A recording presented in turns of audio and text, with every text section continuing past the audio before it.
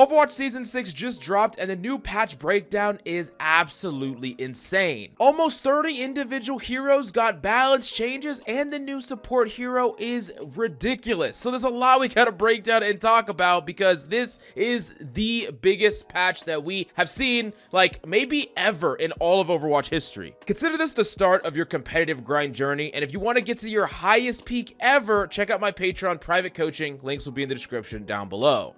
Now the hype is freaking here, guys. This actually feels like the real Overwatch 2 launch, and that's crazy. Like, we've been in 1.5 or 1.1 this whole time, but it's actually here. Let's talk about the support hero first. First off, Illari's primary fire is called the Solar Rifle, and this is a long-range auto-charge rifle, and it charges up very quickly, and then if you shoot, it does more damage. If you spam it, it doesn't really do nearly as much damage, so you have to wait like 1 to 2 second interval between shots if you want the max DPS. It also does headshot, and it can kill 200 HP heroes in 2 headshots with that charge, so yeah, it's pretty freaking deadly. Now, the alternate fire on that weapon is a medium-range healing beam, and it consumes her solar energy. Now, there's 2 things you need to know. Number 1, this doesn't do any damage at all. It's purely for healing. And number 2, you actually have to track your targets in order to heal them, so this is aim-based healing. I think her tempo is going to be kind of similar to Kiriko's, where you're going to be able to get that charge shot off, and then you're going to heal a little bit, get that charge shot off, heal a little bit, back and forth, back and forth. You're going to have really high uptime that way.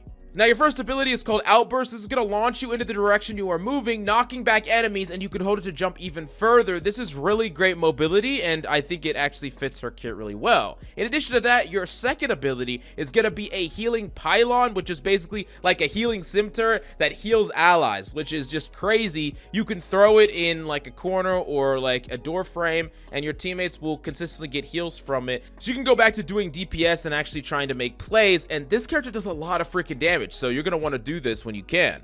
Now, last up, your ultimate called Captive Sun is going to fire an explosive ball of solar energy. Enemies hit are slowed, and then they will explode after taking a significant amount of damage. So you fly up in the air with your ultimate, you fire those explosive balls and slow everyone down, and then you can shoot at them with your primary fire. And if any of those explode, it's basically like everyone's going to just start dying. It's really, really cool.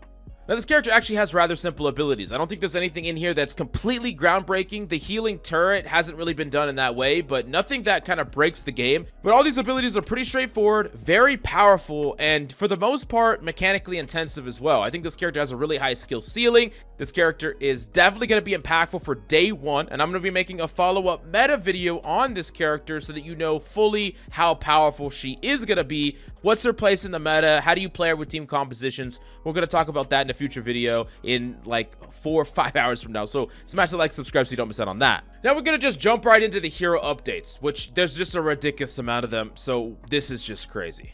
First off, we have Diva, and the developer said this: once Diva's mech was destroyed, there was a window of time when the pilot could be damaged or killed before the player fully had control over their character. With this change, Diva can now no longer be damaged by things like explosions or melee attacks before the player fully transitions control from the mech to the pilot. Boosters cooldown reduced from 4 to 3.5 seconds. Eject mech pilot is now damage immune for 0.4 seconds while ejecting. Now, I do think that Diva was in a fine place and she didn't need any buffs, but keep in mind that almost the entire roster is getting changed, so we don't really know the relative balance scale anymore, like at all. So if everything else gets buffed, then maybe she deserves the buff. But basically, you're gonna have boosters more often, and when you do get demeched, you are not gonna be as easy to kill like mid demech, which good players would always perfectly time it right and just be able to kill you every single time. And it's definitely something that you're gonna have to get used to when playing up against divas, the fact that you can't just like shoot them right away the second they pop out of mech, and you're gonna have to wait for that 0.4 seconds. And it's gonna be small, but it's gonna take some getting used to. As far as how good this actually buffs Diva at the high end, not really. Good Diva players don't really get demeched and then stay around and then get their mech back. You just don't get demeched, or you only get demeched in a situation where your entire team is dying. So yeah, it doesn't really matter. Next up, we're going to talk about Doomfist, and they said Doomfist is performing well overall, but tends to have more deaths on average compared to other tank heroes. Lowering the Cyber Slam cooldown will reduce downtime in his ability rotations and translate into more survivability due to the increased mobility and potential for generating overhealth more often with his passive ability. Additionally, Power Block will now always reduce explosive damage from a projectile stuck directly to Doomfist, even though normally you'd have to face the direction of the incoming damage to block it. So cooldown reduced from 7 to 6 seconds. Now reduce damage from stuck projectiles. No, I don't think that these changes are going to break Doom or anything like that. These are really nice changes. Anything that will increase your uptime on Doom, anything that increases your mobility on Doom goes a really, really long way. And while I would definitely prefer a decreased cooldown in his primary punch, right? Seismic Slam is still really, really good. And I do think that overall, this is a good change. And I think it's a good direction for Doom, at the very least, to buff him a little bit and not do it in a way that's going to get him nerfed right again. So yeah, definitely, I will always take Doom buffs as a Doom main. I'm pretty happy about this one overall. Now, next up, we do got to talk about Ramattra. Developer comments, similar to Doomfist power block change, Ramattra's block ability will now always apply damage reduction to projectiles stuck directly to him. His Annihilator ultimate ability was being generated slightly too quickly for how impactful it can be, so we're increasing its ultimate cost.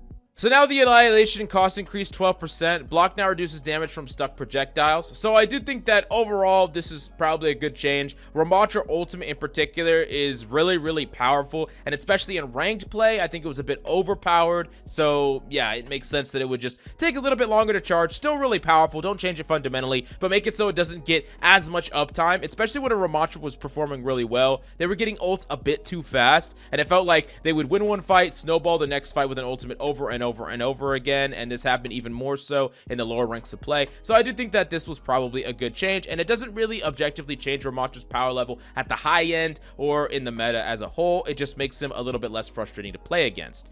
Now, next up, we do got to talk about Sigma, and they said Sigma has always been somewhat of a floatier movement controls than most heroes in order to match his character movement animations. However, this led players to feel like his tank roll passive ability wasn't reducing the amount that he would be knocked back, since it took him longer to stop than other tanks. We're now adjusting this to a standard hero movement values to make the gameplay interactions feel more consistent, and yeah, you're just going to be able to have a base ground deceleration the same as other heroes, which is just going to make Sigma feel a little bit snappier to like move left and right and jiggle peek corners and stuff like that. It actually makes a lot of sense for feeling good on Sigma. I know like the movement as it was probably fit like the lore and maybe the feel of like how Sigma is perceived, quote unquote, but that just, who cares? Like, we just want to have Sigma feel snappy, feel, you know, consistent, and I think this is a good change overall. Sigma mains, let me know how you feel about this one in the comments down below.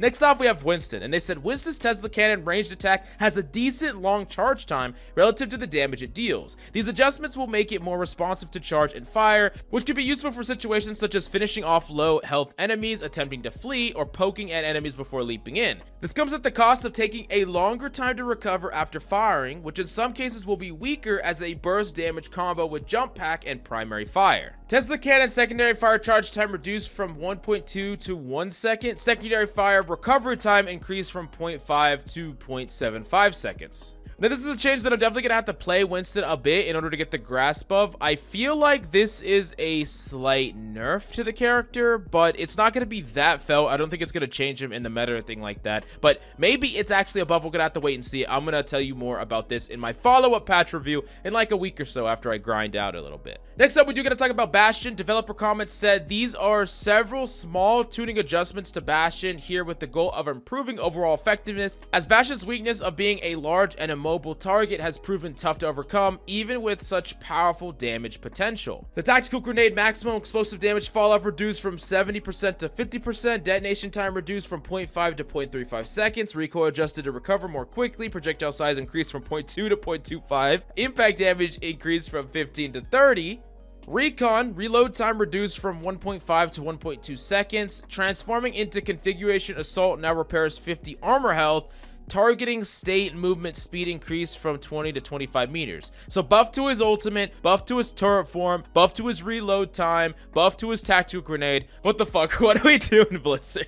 Definitely still not going to make Bastion OP. He still has very targetable weaknesses around his kit, but yeah, he's going to be quite a bit stronger than he was before, so give him a spin in ranked and see how he does. But let's move on to Cassidy. Even with the powerful and reworked magnetic grenade, Cassidy still has been underperforming, so they are reverting his maximum health back up to 225, having his gun damage fall off reach its full reduction sooner, and restricting the maximum range on magnetic grenade to help solidify his position as a close to mid-range damage dealer. So back to that 225, Peacemaker damage fall off range rescaled from 25 to 45 to 25 to 35, so big nerf to the Peacekeeper overall. And then the magnetic grenade projectile now has a maximum travel time of 1.5 seconds, slow amount reduced from 30 to 25%. So yeah, I mean, they're actually nerfing a lot about him, but giving him that health is a big deal. It always was. And even though he's getting pretty nerfed in his other abilities, I think this is overall going to be good for the character. Just being extra tanky, being able to just be that constant sense of pressure that still has high burst, can punish divers, can punish mobility, and is harder to kill, right? Harder to dive with that extra health. I think it's all a good thing for the character, and I think that's the identity that you want for him.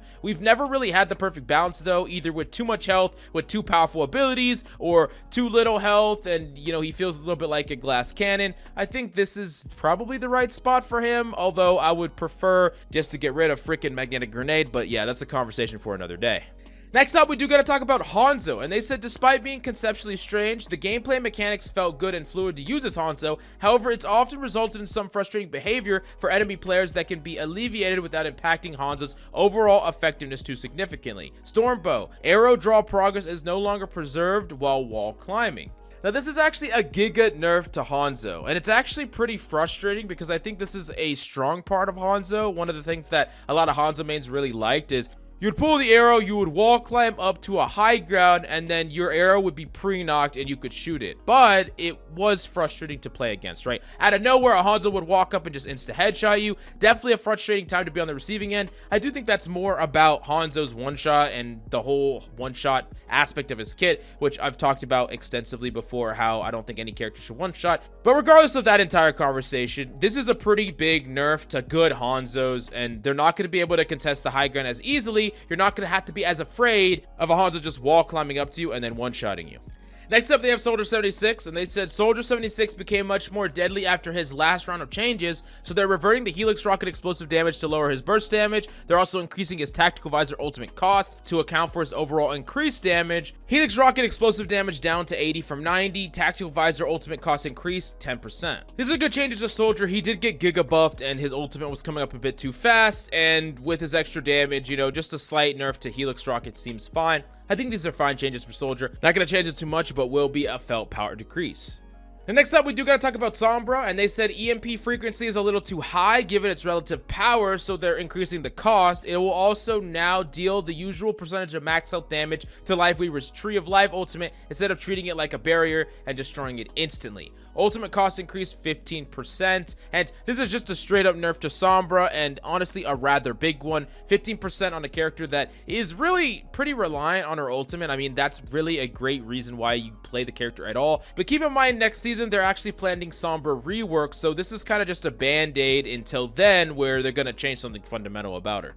Next up, we have Torb. We are continuing to add power into the Rivet Gun as the previous changes didn't quite make up for the turret damage decrease. In addition, we are also improving the Forge Hammer swing speed so that it is more effective to repair a turret while it's under fire. Weapon swap time reduced from 0.5 to 0.4. Rivet Gun primary fire recovery time reduced from 0.55 to 0.48 seconds. And Forge Hammer swing recovery time reduced from 0.75 to 0.6 seconds. Then this is a pretty nice change that is going to increase the power of Torb, and I said it before, when they removed his power from his turret, it was going to heavily nerf the character, and this is just kind of compensating for that. And overall, I think that Torb is still a pretty solid pick in the right situation, in the right composition, but I don't think this is going to make him meta or anything like that. Next up, we do got to talk about Ana, and they removed Ana's nade. No, I'm just kidding. All right, next.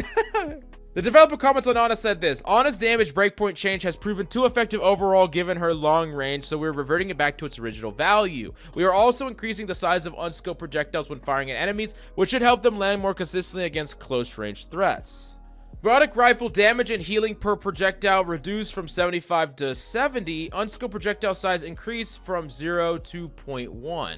I don't really think that the unscoped projectile size needed to be increased at all. It was just like, I don't know, skill issues, just something that you had to learn to do, mechanically get better at. And I do think that you don't need to make these shots easier to hit on the character. And now keep in mind that that 70 damage is a big deal to the character now, especially against certain breakpoints like Cassidy with 225. The 75 was able to kill him in 3 shots, and now it can't. It can only do 110. I will say that Ana will probably remain unchanged in the meta, but this is a pretty big nerf. Next up, we do got to talk about Brig. Brig's overall effectiveness and survivability has been high relative to other heroes, so they're reducing the barrier shield health. We're also slightly adjusting the ultimate cost of rally as it has become more effective after its rework. Barrier shield health reduced from 300 to 250. Rally ultimate cost increased to 6%. This is just a slight nerf to the character. I don't think this really heavily hits her, but it is going to be felt, kind of like the auto change. Substantial enough, but not enough to dethrone her or anything like that, make her unplayable. Now, next up, they do gotta talk about Kiriko, and they said Protection Suzu now rewards more deliberate usage by increasing its healing when cleansing negative effects. It will no longer knock back enemies, and it wasn't particularly important to its overall design and was there to provide feedback for the impact. These kunai changes will make the weapon damage output more consistent and reduce some of the disparity between landing critical hits or not. Protection Suzu, no more knockback. It didn't really matter. I know a lot of people in the comments said it did. It does not. I promise you, it's not really that big of a deal. You got something, you know, some value out of it, like very, very inconsistently. That's the best way to say it. Healing reduced from 50 to 40. Now heals for an additional 30 health when cleansing a negative effect. Kunai damage increased from 40 to 45. Recovering time reduced from 0.55 to 0.5 seconds. Critical damage multiplier reduced from 3 to 2.5.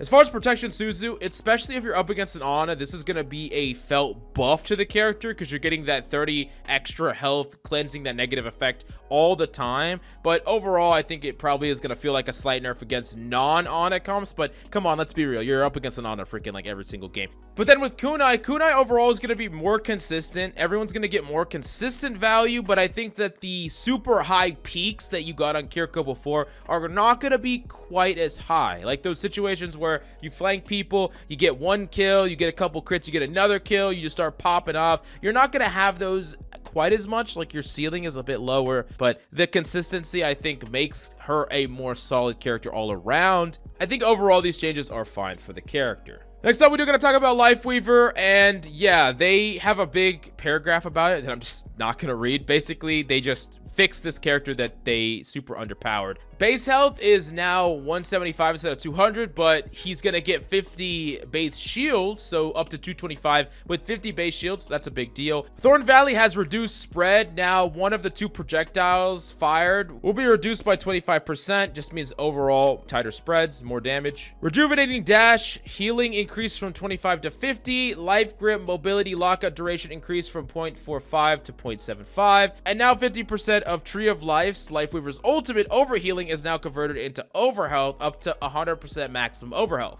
Now, I still think that this character has a pretty shit kit. I'm not going to lie to you, but it turns out that if you take a really bad kit, right, and you just keep buffing the numbers over and over and over again, eventually you'll hit something. You'll hit something. I think they probably hit it to where the character is decent now, even though I really do think that a lot of these abilities should have just been reworked, but instead they're just going to keep cranking that power level dial. So we'll have to wait and see how this character affects the meta, if at all. Maybe this character is still too weak and they're just going to like double or nothing. I don't know.